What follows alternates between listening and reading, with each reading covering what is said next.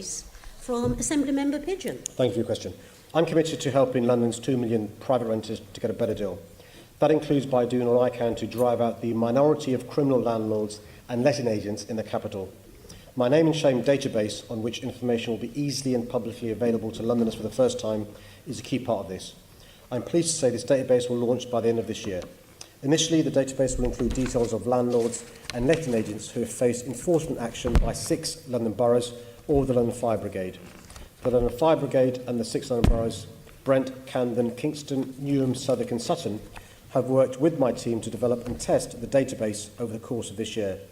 Following the launch, we're keen to bring on board the remaining London boroughs, many of whom I know are standing ready to do so. By being publicly accessible, we intend the database to deter bad practice in the sector and allow tenants to check landlords or agents before they sign a rental agreement. Currently, landlords know a lot about a prospective tenant, but a tenant knows very little about their landlord. This database is the first step towards making the rental market fairer and more transparent for tenants, empowering Londoners to make better choices about who they rent from. In parallel to my work, government is developing a national rogue landlord database solely for use by local authorities. I believe government should make this national database public so that tenants across the UK have access to this information. Thank you for your answer. Can I just be clear, will landlords convicted of fire safety offences be included on the rogue landlord database? Yep.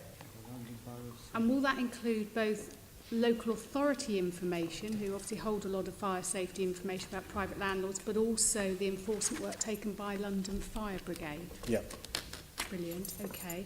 And will all that information be on straight away with the pilot, or will it be once it's rolled out? So there'll be a public tier and a private tier.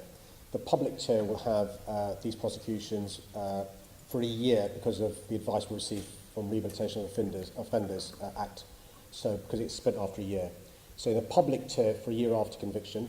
There'll be a private tier available to councils, and it'll be longer, it'll be I think 10 years on the private tier.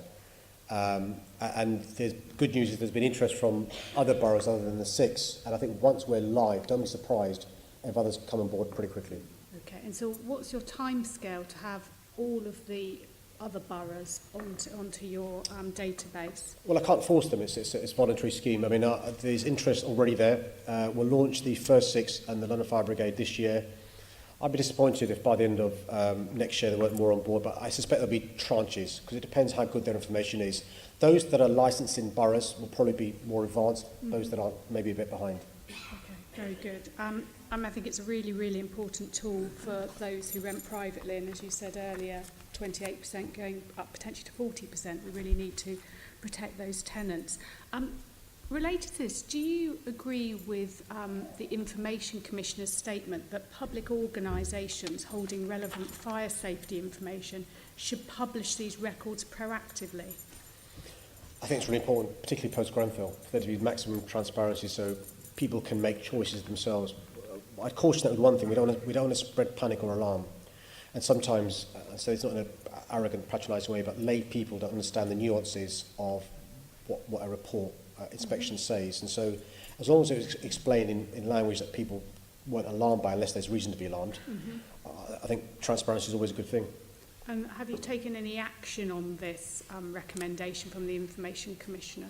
Yeah, so the LFB are doing renewed inspections of the various properties across London, 33 councils.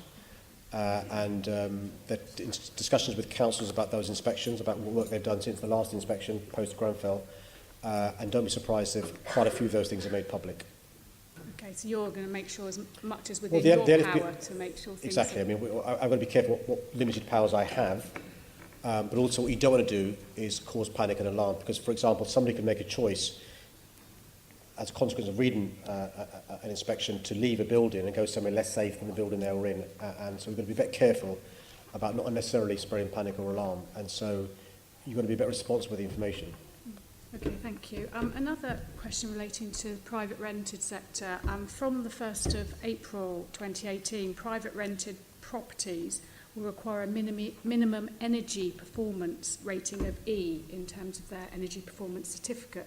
And in your draft environment strategy, you say you're going to work with local authorities to enforce these regulations for energy efficiency. how are you going to be able to enforce these regulations, and are you going to be providing any resources to help local authorities? Well, it's not for us to enforce local authorities. I believe in devolution. I believe in devolution as lowest down as possible. So I'm not in favour of taking powers away from local authorities or stepping on their toes. And so it's about conversations and talking to them. We're doing more and more work with local authorities, with the London Borough's private rented sector partnership. All 33 boroughs are on there. We've met a few times, my team and them. That's led me to be very confident about a willingness from local authorities to work in this area. And one of the reasons we're doing that is to improve enforcement and to drive up standards. The good news is there's an appetite there. The bad news is local authorities are stretched financially, as indeed we are. And so we've got to make the case why it's worth doing this. And I think demand from consumers and politicians helps. And will you be, once this is up and running and there are potentially prosecutions for lack of energy efficiency, will that also feature on your database? That's a good question. So what's at the moment, that's not the plan, because it's a landlord to do with criminal convictions, rogue landlords. But because of public opinion moving, because we know the seriousness of bad energy in homes, we need to think about making information more transparent. It's a balance to be struck, because obviously what we don't want to do is inadvertently penalise landlords who are taking action. And so that's one of the things under discussion, what we could publish in the future. At the moment, we're quite clear in relation to what we're going to publish: criminal prosecutions from enforcement teams, health and safety, London Fire Brigade, but we'll keep it under review. That's one of the reasons why the London Borough's private rented sector partnership is such an important forum. Lovely, thank you very much.